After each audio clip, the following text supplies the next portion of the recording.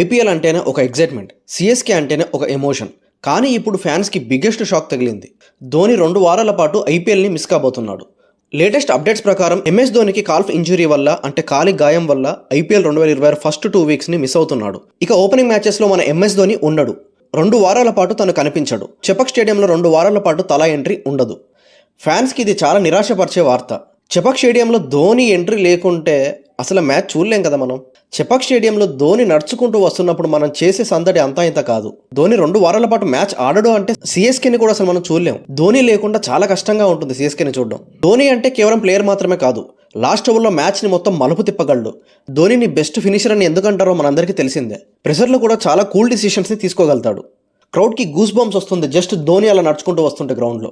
ధోని గ్రౌండ్లో ఉన్నప్పుడు CSK already సగం మ్యాచ్ని గెలిచినట్టే. అందుకే ఫ్యాన్స్ అంటున్నారు ధోని లేకుండా సిఎస్కేని చూడడం చాలా కష్టమని. ఇదిలో ఉంటే కొందరు సోషల్ మీడియాలో కావాలనే ట్రోల్స్ చేస్తున్నారు, న్యూసెన్స్ చేస్తున్నారు. కొంతమంది కావాలని ఏమంటున్నారంటే ఆర్సీబీ కోహ్లీకి భయపడి ధోని తప్పుకున్నాడని. ఇది అసలు కరెక్ట్ కాదండి. ఎందుకంటే ఎంఎస్ ధోని ఇలా టార్గెట్ చేసి ట్రోల్ చేయడం కరెక్ట్ కాదు. తనకి నిజంగానే గాయమైంది. అఫీషియల్గా చెన్నై సూపర్ కింగ్స్ టీమే దాన్ని అనౌన్స్ చేశారు. ఆర్సీబీ కోహ్లీకి భయపడి ధోని తప్పుకున్నాడు అనేది 100% ఫేక్ ట్రోల్స్ అవి. అసలు నమ్మద్దు అలాంటి రూమర్స్ని. ధోని ఎలాంటి ప్లేయర్ అనేది మనం అందరం కొన్ని సంవత్సరాలుగా చూస్తూనే వచ్చాం. మరోపక్క ఇంకొక ఇంట్రెస్టింగ్ స్టార్ట్ కూడా ఉంది. ధోని ఉన్నప్పుడు సిఎస్కే విన్ పర్సెంటేజ్ 57%. ధోని లేకుండా కేవలం 20% మాత్రమే ఉంది. అంటే ధోని ఇంపార్టెన్స్ ఎంత ఉందో ఇక్కడే అర్థమవుతుంది కదా. ధోని లేడు కాబట్టి ఇప్పుడు ప్రజెంట్ సంజు శాంసన్ వికెట్ కీపర్గా రాబోతున్నాడు. ఆల్రెడీ ధోని సంజు శాంసన్కి చాలా టెక్నిక్స్ నేర్పించాడు ప్రాక్టీస్ సెషన్లో. సో ఫైనల్గా ధోనిని ఐపీఎల్లో మిస్ కావడం అంటే సిఎస్కే ఫ్యాన్స్కి చాలా నిరాశపరిచే వార్తే అది.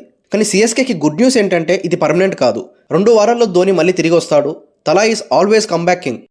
మీకేమనిపిస్తుంది? ధోని లేకుండా సిఎస్కే విన్ అవుతుందా లేదా? ఇప్పుడు సిఎస్కే ధోని లేకుండా ఎలా ఉండబోతుందో మీ అభిప్రాయాన్ని కామెంట్ రూపంలో ఖచ్చితంగా మాకు తెలియజేయండి.